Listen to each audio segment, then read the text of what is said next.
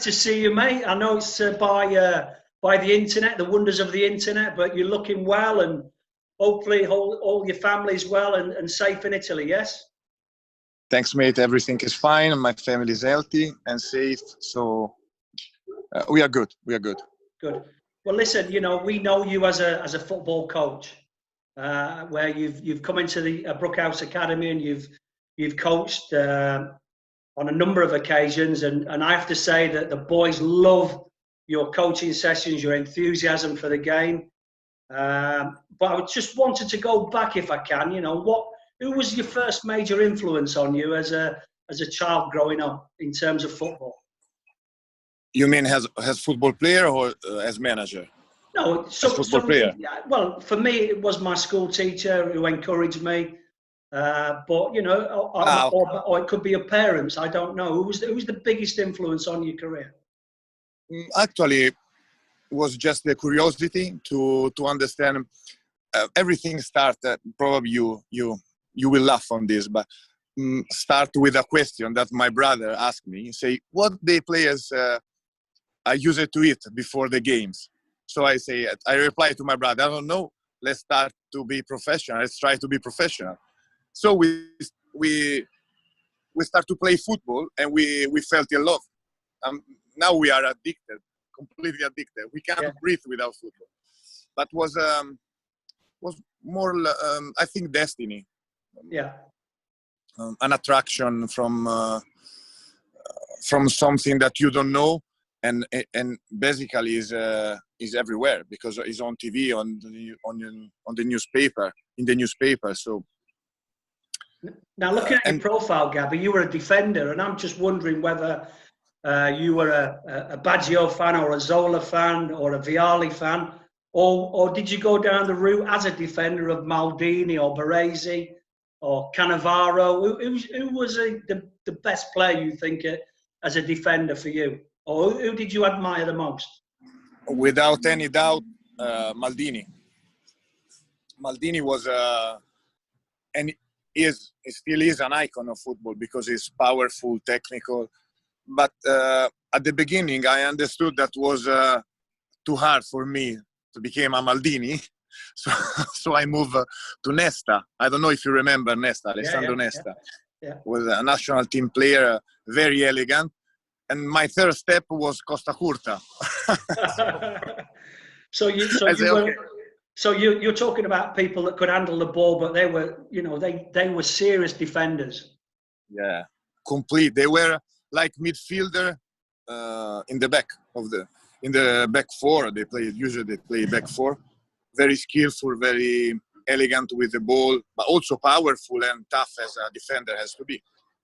So do you think the game has evolved now because the Premier League is looking for defenders that can play out from the back?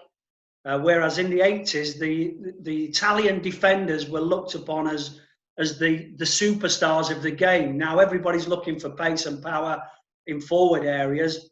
Do you think the game's evolved now?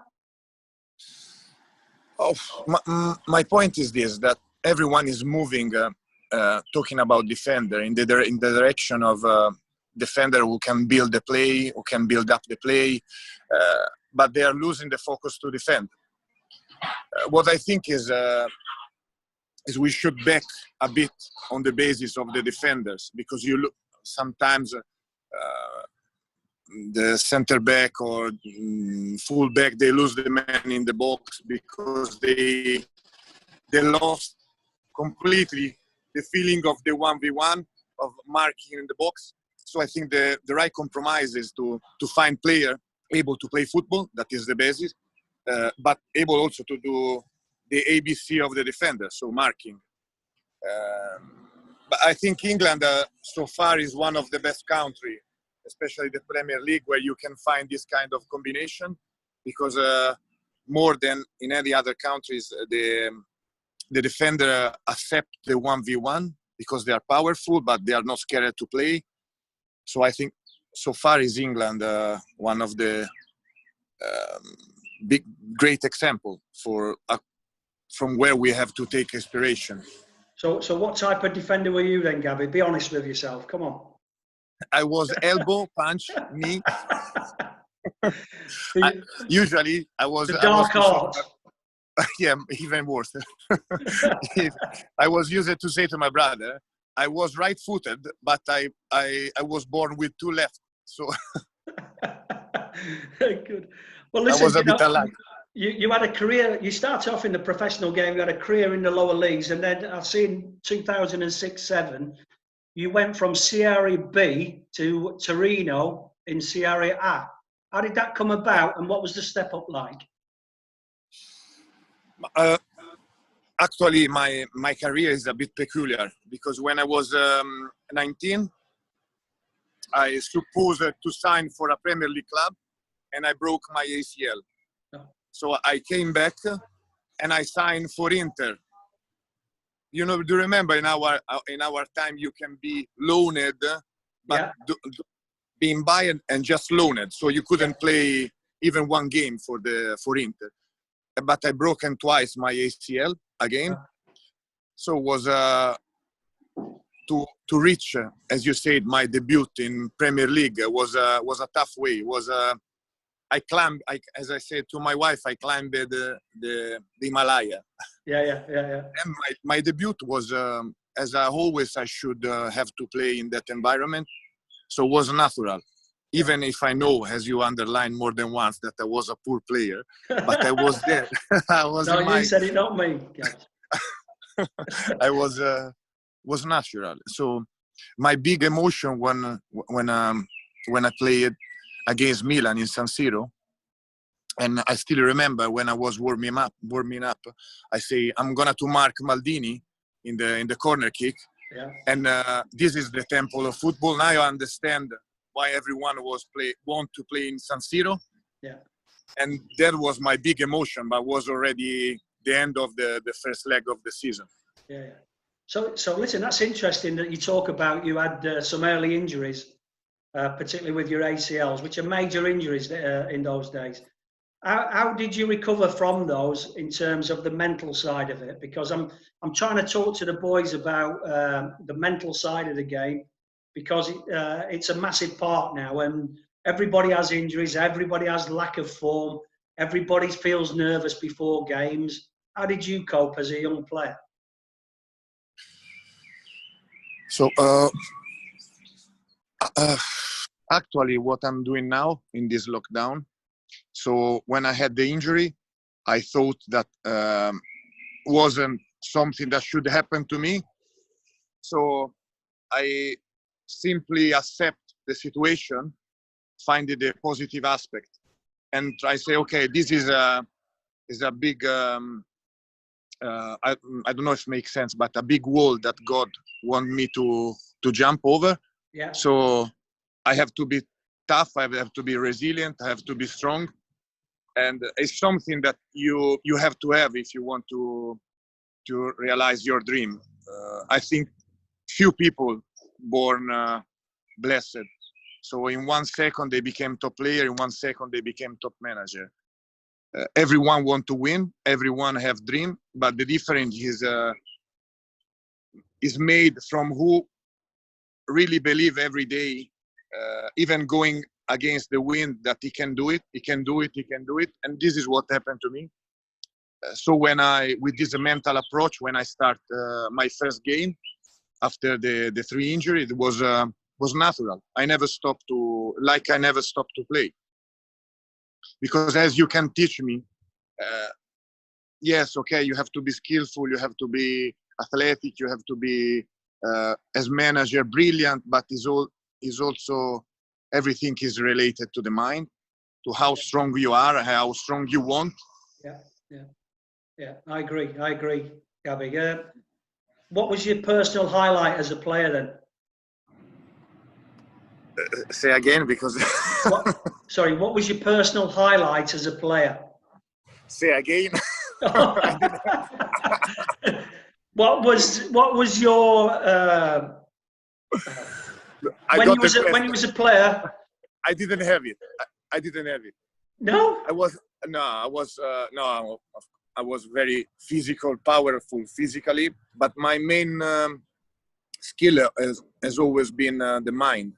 Yeah, yeah. So the desire, the hunger, the you have that. You have to have that to be a player now. Yeah.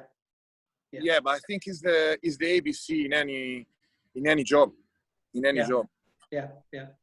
Okay, so listen, you then moved into coaching. At what age did you think I want to be a coach? Was it towards the end of your football career, or was you always coaching at a younger age? What I always knew was that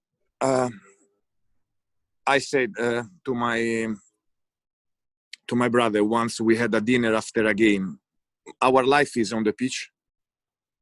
So I don't know what I will do or what we will do if we became a top football player or just average or just no league players or if we became a top manager or not a top manager. What I know that I would like to die in a surface 101 meter per 67 meters. Yeah.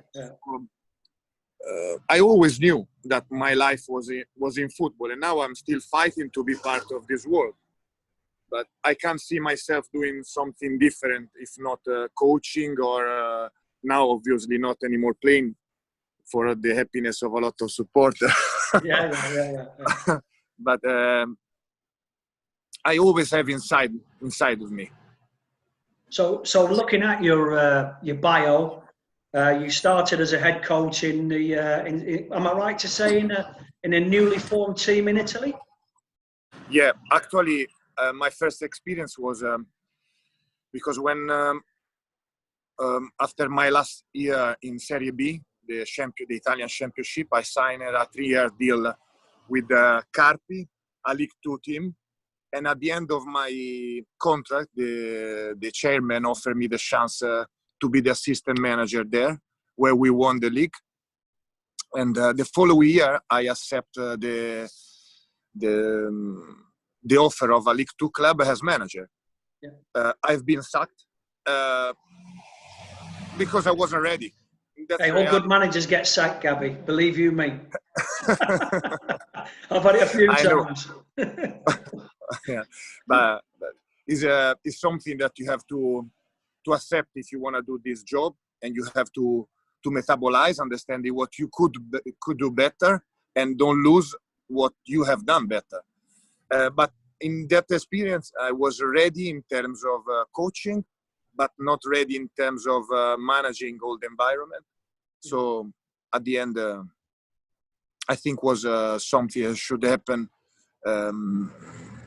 to make me grow. Yeah. So after that disappointment, then you ended up in Australia. Yeah. As a youth coach, though, not you weren't coaching senior professionals. You were actually coaching in a youth setup. What was the difference, and how did you find that? Was a choice,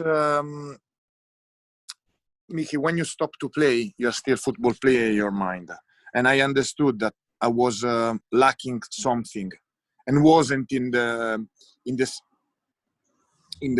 to set a session or to have an impact on the player. Wasn't an emotional side. I thought was I had to improve my skill as coach, to improve the lack of the players. Yeah. So pop up this job opportunity in Australia as a was academy director, was a coach former. That was funny because I was inexperienced, so I had to coach other coaches, and was a great experience because I improved a lot. Was a great time. Yeah. And so you could actually go out onto the training ground, not worry about results too much, but learn about you as a coach, organising, getting the best out of young players, without the threat of results going against you. Is that right? Yeah, it's perfect because, as you know more than me, of course,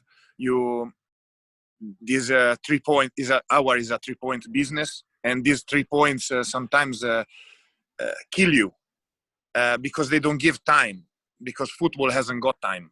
I think there are a lot of good managers manager, but sometimes they are the lucky one, the one who can adapt themselves to the environment faster.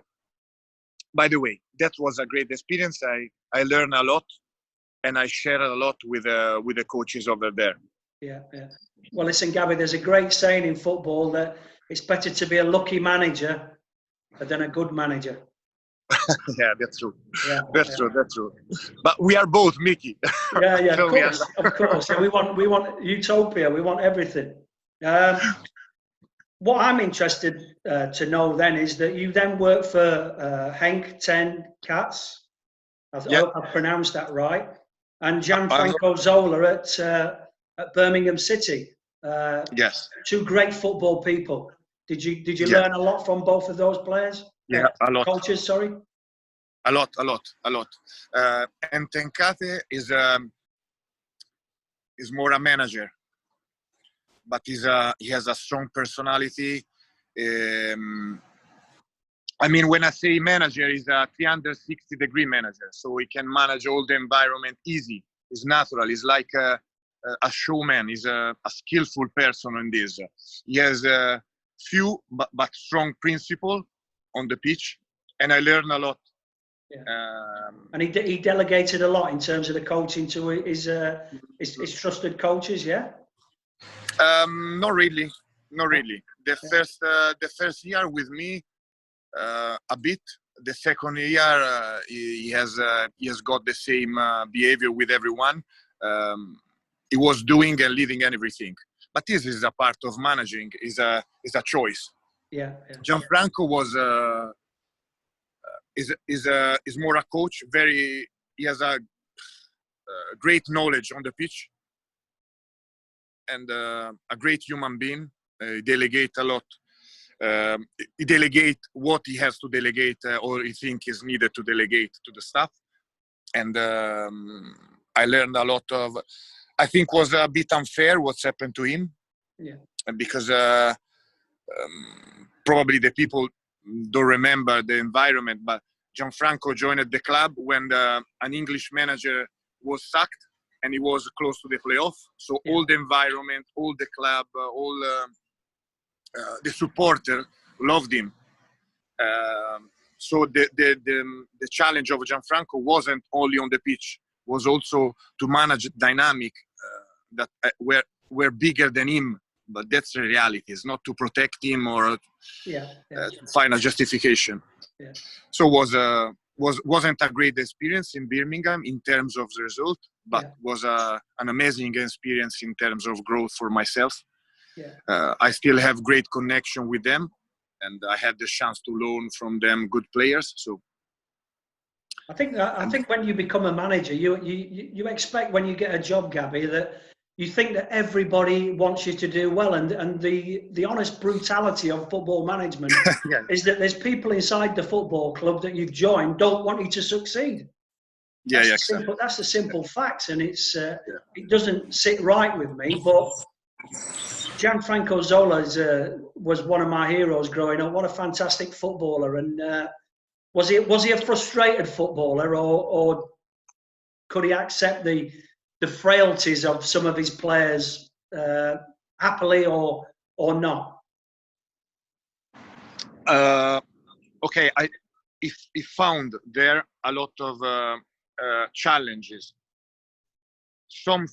Most of them, if not all, without a will to go against him. Especially because sometimes he was asking something that for him was easy as football player, but for other player you need time to work on, and this is what we missed. But anyway, there's. Yeah, listen, I didn't want to dwell on that. I'm just interested, because Gianfranco is an icon to lots of English football fans of that generation. But listen, in September 2018, you managed to get the Crawley Town job. How did that come about, and how did you find your experience? One of my goals is always have been to coach in England. and it still is.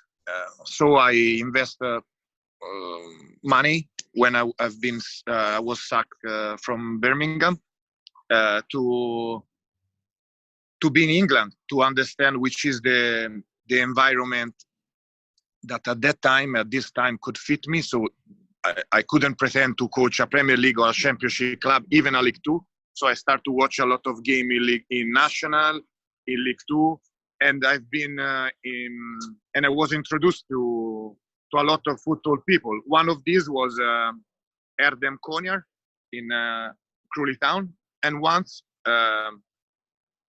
my phone rang, and he asked me to fly in the UK to have a job interview, and this is what I did.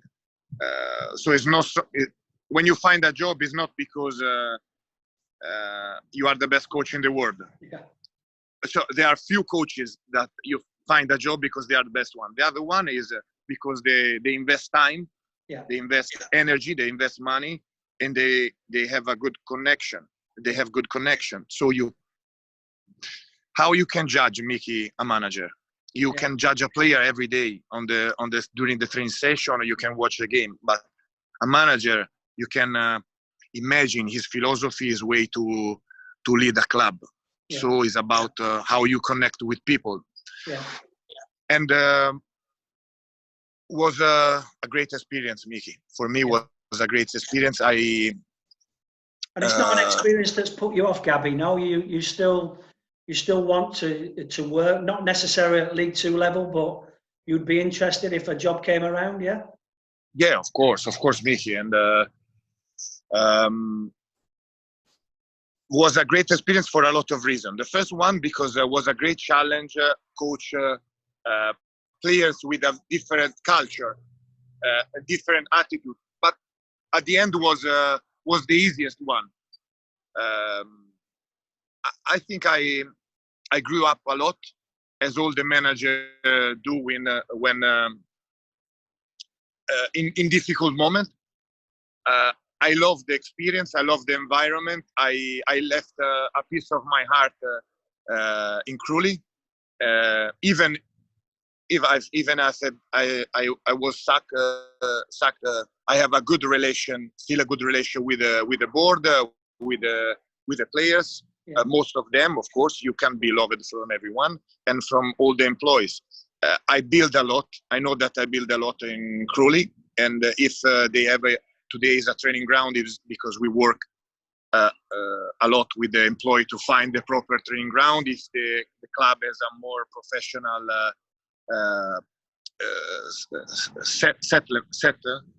settlement, is correct? Is because we work a lot on that.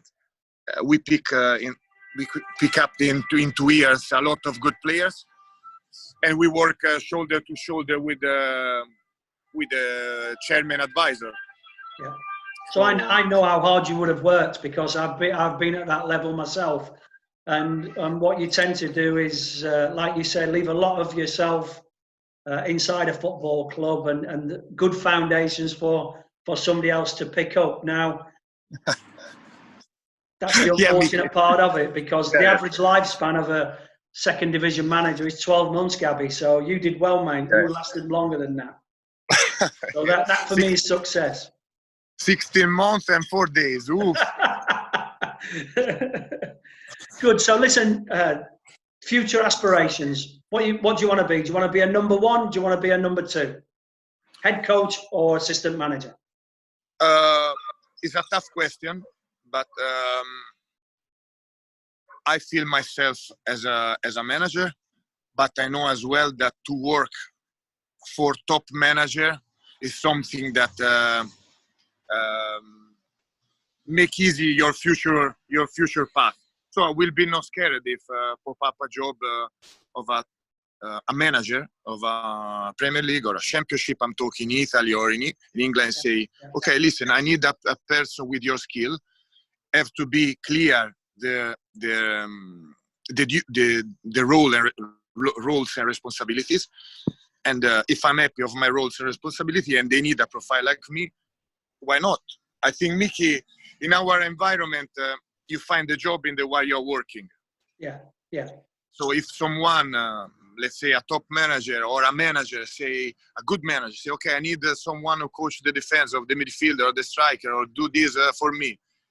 And they talk good about you because we are hard worker, we are the honest people. It's something that give you the chance to be in the business, to work and to open other connection and job opportunities. Yeah, yeah. Well, listen, Gabby, we at Brookhouse are grateful for the time that you spend with our academy players. Have you got any words of advice for them, particularly in these tough times? Because a lot of them will be sat at home, not doing a great deal. Have you got any advice for them? More than advice, I will tell them to be resilient. And when you have to be resilient, you have to keep your mind awake. So even and use it to the fatigue, because at the end of the day, football is joy, is love, but is also fatigue.